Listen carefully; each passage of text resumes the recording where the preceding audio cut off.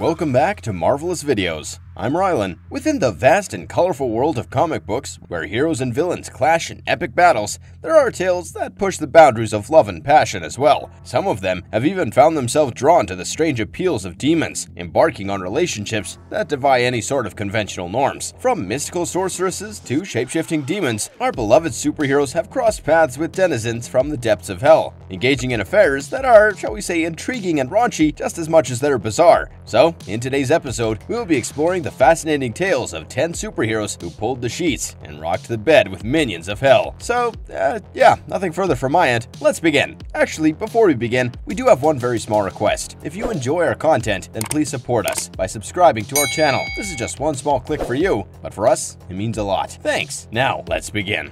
Number 1. Hulk. In the 2005 story arc of Marvel's Defender, Dormammu's sister Umar imprisoned Hulk in a bid to deter her colleagues from stopping her and Dormammu from taking over the multiverse. Putting Hulk under a crystalline spell, she can't help but wait until the brother-sister duo take over the multiverse, which is when she'd be able to have her way with the Green Goliath. It wasn't before long that the hot demon got exactly what she wanted. Their first encounter lasted a whole 6 minutes, but Hulk was exhausted, and just like that, he was out like a light. On the other hand, Umar was just getting started, but the poor woman had not been left unsatisfied. She even gave a thought to casting a doubting spell, but that would unfortunately mean a hell of a mess. 1, Hulk had done enough damage to her furniture, and 2, would definitely break her house down. That is definitely some woman. But check this out. Umar had ridden the Emerald Giant so hard that they quite literally bent reality. It was all that action going on between the two that alerted Silver Surfer of some irreversible shift in space-time. The second time that these two rocked the bed was in Incredible Hulk's issue number 633, and this time around, Hulk was in his World Breaker mode, and he lasted for more than 3 hours. As Friedrich Nietzsche once said, there is always some madness in love, but there is always some reason in madness. Number 2. Spawn. Okay, so we all know Spawn, right? That dude who died and came back as a hellish superhero. I may be oversimplifying everything, but you get the drift. Anyway, so Spawn was married to this woman named Wanda, but he was firing blank shots in bed while he was still human. As we all know, he died, and Wanda married his best friend Terry. But in the 3rd episode of the 3rd season of Todd McFarlane's Spawn, our titular hero decides that he wants to meet Wanda one last time. Shall we say, it's more like he wants to mate with her one last time. But how does he do that without freaking the holy crap out of her? Well, he impersonates Terry and sneaks into Wanda's bed at night. So this demon dude basically did his ex-wife by impersonating her husband, who is also his best friend. That is beyond messed up. That's just outright gross. I mean, doing your ex-wife, who's now married by the way, is one thing, but whatever happened to the bro code, Spawn? Come on, this was a superhero banging a demon. But I just had to put this one on the list for just how truly messed up it is. Number 3. Deadpool. Okay, you guys all saw this one coming. In recent years, the complex romantic escapades of Deadpool have certainly taken an interesting and intriguing turn. His love interest, Shikla, emerged as a central figure in his long list of women. You gotta give DP and Wolverine one thing. They do love themselves a lot of women. So, in Deadpool's Dracula Gauntlet, DP is tasked by none other than Dracula himself. He begins on his mission to awaken the slumbering succubus, Shikla, who Dracula intended to marry so that their respective monstrous realms could get united. Well, Game of Thrones was not the only place where marriage was their best way of forming alliances. Much to Shikla's surprise, Deadpool's indomitable spirit proved resistant to her energy-draining kiss, a kiss that was supposed to kill him. Together, they set off on a remarkable adventure, gradually falling in love as they made their way towards a showdown with Dracula. But you know what? Dracula actually changed his mind at some point in time and wanted Shikla dead instead. So, what would a wisecracking hero and a succubus do in such a situation? Well, they'd get married, of course. Deadpool and Shikla forged their own marital bond amidst their quest to confront Dracula. A grand wedding ensued, gathering Deadpool's loyal companions and an array of superheroes in a joyous celebration. While Shikla did assume the mantle of ruler over her subterranean kingdom of monsters, Deadpool maintained his dual responsibilities both as a mercenary and an avenger, occasionally navigating the strains that time imposed upon their relationship. Number 4. John Constantine. John Constantine's love life has never really been a picture of stability. Known for the chaos he brings upon his loved ones, Constantine's relationships often end in tragedy or even estrangement. However, in Hellblazer Rise and Fall number 3, our enigmatic protagonist encounters a romantic entanglement that proves to be his match, at least as far as death and destruction are concerned. This 3-issue miniseries delves into Constantine's troubled past, resurfacing to haunt his present. The story revolves around his quest to halt the havoc wreaked by Despondio, a a demon who was inadvertently summoned to Earth during Constantine's childbirth. To aid him in this endeavor, Constantine finds himself accompanied by his longtime ally Chas, Detective Aisha Bukhari, and an unlikely ally, Satan himself. Following their successful intervention against Despondio, the team unwinds with a drink, blissfully unaware that their distribution of ill-gotten wealth to the needy has ignited a nationwide celebration across the UK. As revelers revel in their newfound riches, Constantine finds himself engaged in a conversation with the devil within the pub's restroom. Amidst playful banter, Constantine dares to inquire whether Satan's earlier mocking remark about the Hellblazer being beneath his standards held any sincerity. Buoyed by their recent triumph, Satan seizes the opportunity and pulls Constantine into an unexpected and questionable embrace. Throughout their interactions, it becomes evident that Constantine and Satan possess a genuine chemistry. Initially appearing to John solely to rectify his own mistake in summoning the demon, Satan unexpectedly forges a bond with him over shared interests, even pranking Constantine into believing that they had slept together. Last time I did check though, Satan was a guy, so this would mean that he's, what, gay? Bisexual? Anyway, these moments of connection actually solidify their bond to a greater extent. Strangely enough though, within the context of Hellblazer Rise and Fall, this affair with Satan does deviate from the typically ambiguous or disastrous nature of Constantine's romantic encounters. The series culminates in an unequivocally happy ending, with Constantine not only vanquishing the demon, but also engaging in a passionate kiss with Satan within the confines of the pub toilets. Number 5. Madame Xanadu. For over 4 decades, Madame Xanadu has cast her enchanting spell on the pages of DC Comics, bewitching the readers. A sorceress, a seer, a guiding light in the realm of the occult, she has donned many mystical hats throughout her whole existence, and quite naturally, she has had some pretty weird romantic relations, including both demons and ghosts. In DC's New 52 reboot, Madame Xanadu found herself transported back to the Middle Ages in a story arc called Demon Knights. This particular story brought together several interesting characters, including the fiery Etrigan, the valiant Shining Knight, and the not-so-angelic Vandal Savage. While the reboot did shuffle events like a deck of tarot cards, Madame Xanadu's intricate history largely remained intact. Prior to charting her own path as a seer for Kublai Khan, she roamed the European lands alongside other immortal denizens of the DC universe, forming a medieval version of the Justice League Dark. Madame Xanadu found herself entangled in a romantic web, simultaneously captivated by both Jason Blood and the demon dwelling within him, Etrigan. Each believed that Madame Xanadu's affections were solely reserved for their respective selves, an intriguing twist in the realm of love and sorcery. Okay, this has got to be a euphemism for modern dating, right? You know, when you're dating both personalities of someone who suffers from split personality disorder. But that's not all though. One of Madame Xanadu's most notorious moments graces the pages of the 1987 series The Spectre. After summoning the Spirit of Vengeance back to Earth, our enigmatic sorceress lingered, claiming her role was to provide guidance and counsel. However, her counsel took a interesting turn, one that definitely raised eyebrows and sparked controversy. In the 9th issue, Madame Xanadu engaged in a remarkably explicit encounter with the ethereal Spectre himself. This depiction pushed the boundaries of superhero comics, leaving readers both shocked and also intrigued by the unabashedly sensual rendezvous with ghosts, even if the Spectre's form did dissolve into a spectral mist afterwards.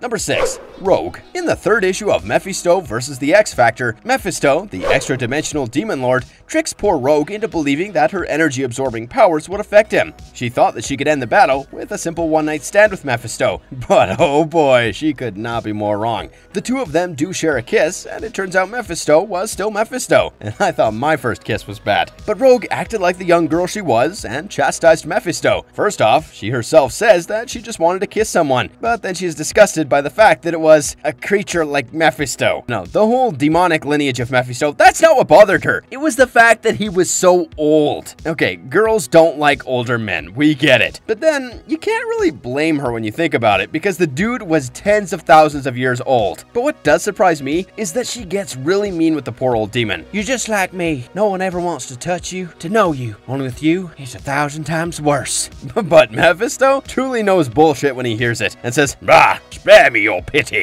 I mean, the old guy was done with all the schooling, but wait, there's more. Despite saying whatever she said to him, Rogue went on to kiss him again. Apparently, because she just wanted to get a peek into Mephisto's thoughts. Well, that is a little messed up, Miss Rogue, and you've seriously got some issues you gotta work out.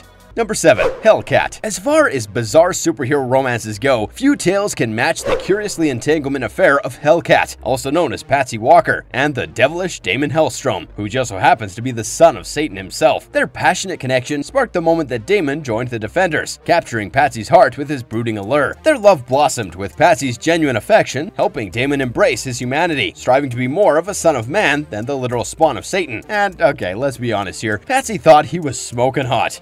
We can't say we blame her though. Things took an even stranger turn though when Satan himself decided to meddle in their affairs, attempting to persuade Patsy that she was his daughter. Talk about a family reunion gone wrong, and well, yeah, let's say it, incestuous. However, despite this peculiar revelation, Patsy and Daimon defied the odds and tied the knots in the pages of Defenders, issue number 125. I guess love does indeed conquer all, even the most diabolical obstacles it seems. But wait, it wouldn't be a roller coaster romance without a twist. Damon's marital bliss came at a cost. His dark soul vanished, transforming him into a mere mortal, and unfortunately leading to his demise. Damn you, demon DNA! Ever the valiant heroine, Patsy then embarked on a mission to save her beloved in Hellstrom, Son of Satan, issue number 12, retrieving his dark soul and resurrecting him as a demon once more. I think we could all use a partner as dedicated as Hellcat. And just when you thought things couldn't get any stranger, Patsy caught a glimpse of Damon's true demonic form, and let's just say it was a bit too much for her to handle. In a shocking turn of events, she took her own life, but fret not, her death is far from the end in the realm of comics. Patsy did eventually return, and in the captivating Marvel Divas series, Daimon reappeared as well, driven by a narcissistic game of revenge due to his lack of prominence in Patty's autobiography. Offering to cure her friend Firestar's cancer in exchange for Patsy's soul, Daimon revealed his true colors. It is truly a whirlwind of supernatural passion, celestial bargains, and more twists and turns than a Hollywood blockbuster.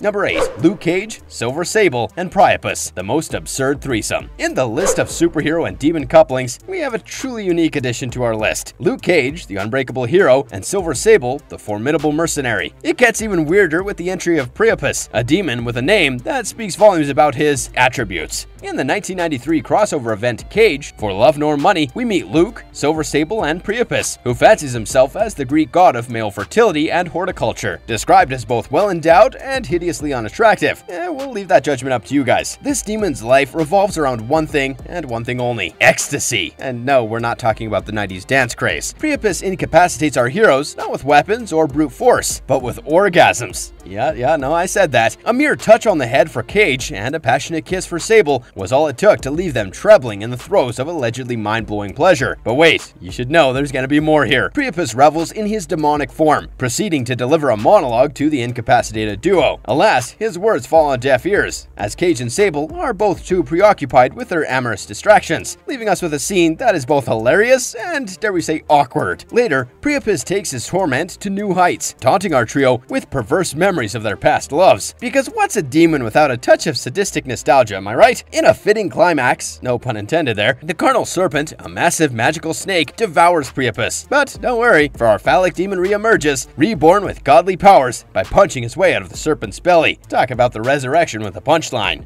Number 9. Ertegun. In the depths of Gotham City's darkness, a peculiar romance unfolded in Batman the Dark Knight, issues number 4 and 5. David Finch and Jason Fabok brought us a tale where Etrigan, the demon rhymester, found himself entangled with his former mistress, Lady Blaze, in a devilish dance of power and desire. Tracking down a malevolent demon wreaking havoc upon Gotham, Etrigan unraveled a startling truth. The creature was a servant of Lady Blaze, the intriguing ruler of Hell, and a peculiar hybrid of demon and wizard. Seizing the opportunity, Blaze extended an offer to Etrigan, the restoration of his powers, complete with his signature rhyme scheme, in exchange for becoming her consort. Jason Blood, Etrigan's alter ego, resisted the tempting proposition, but he is then consumed by his own nature and overpowered his other half and embraced the alluring demoness. United, they unleashed their might upon Batman, the Caped Crusader who was caught in the crossfire. However, as the battle unfolded, Etrigan had a reawakening. He discovered that Lady Blaze had deceived him, for his beloved rhyme scheme had remained untouched. The betrayal struck a chord within the fiery heart of the demon, prompting a sudden realization that true power comes from within. And so, Etrigan once again found his voice rhyming to the delight, or perhaps chagrin, of readers. In another event involving Lady Blaze, even the Man of Steel finds himself venturing into the depths of hell. Action Comics issue number 656 showcased Superman's quest to retrieve the souls of Jimmy Olsen and Jerry White from Blaze's clutches after their ill-fated encounter at one of her infamous raves. As a succubus of the infernal realm, one can only imagine the debauchery and demon delights that transpired under her dominion. When demonic rhymes and succubus mischief collide, everyone is left both fascinated and bemused by the strange dynamics. Number 10. Mystique. The blue-skinned mutant shapeshifter Mystique found herself entangled in a bizarre romance with none other than Azazel, a demon of questionable reputation, and that is definitely saying something. He once said, "Never confuse a physical passion for a condition of the heart. Since the dawn of mankind, the two have rarely gone hand in hand." This particular union resulted in the birth of Nightcrawler, the agile and charismatic X-Men member. Their super weird and unconventional love story unfolded in Uncanny X-Men number 428, where Mystique, captivated by the NeoFem's allure, developed a crush on Azazel and sought to seal their bond in holy matrimony. However, things took a turn for the awkward when Mystique discovered that Azazel's desires were more fleeting, opting for a steamy encounter within the walls of a church. Some questionable kink you got there, buddy. To further complicate matters, Azazel impregnated Mystique with Nightcrawler, forcing her to make the decision to abandon her child to protect him from an angry mob. The storyline titled The Draco attempted to reveal Azazel as Nightcrawler's father, a demon-like entity claiming to be none other than Satan himself. Yet, comic aficionados were quick to voice their dissent, finding the idea ludicrous and contradictory within the Marvel Universe. After all, isn't Mephisto Marvel's designated equivalent of Satan? The concept of Mystique entwined with the devil himself did prove to be a little too much for readers, leading to a retcon that painted Azazel as a mutant pretending to rule over hell, which, yeah, was a much more palatable version. Marvelous verdict. These tales of supernatural romance have challenged societal norms, pushing the boundaries of love and captivating readers with their unique blend of passion and peril. It seems that love truly knows no bounds, transcending the barriers of species, mortality, and even dimensions for that matter. Whether they be driven by desire, destiny, or just a twist of fate, the connections forged between superheroes and demons have definitely left an indelible mark on the very fabric of comic book history. While some of these relationships have been met with both controversy or even retcons, you gotta give credit to the wild imagination of the people who wrote them and drew their panels as well. What do you think about our list? And please, let's keep it at least PG in the comment section. And don't forget to leave us a like and subscribe if you haven't already. Until next time, have a good one and be safe.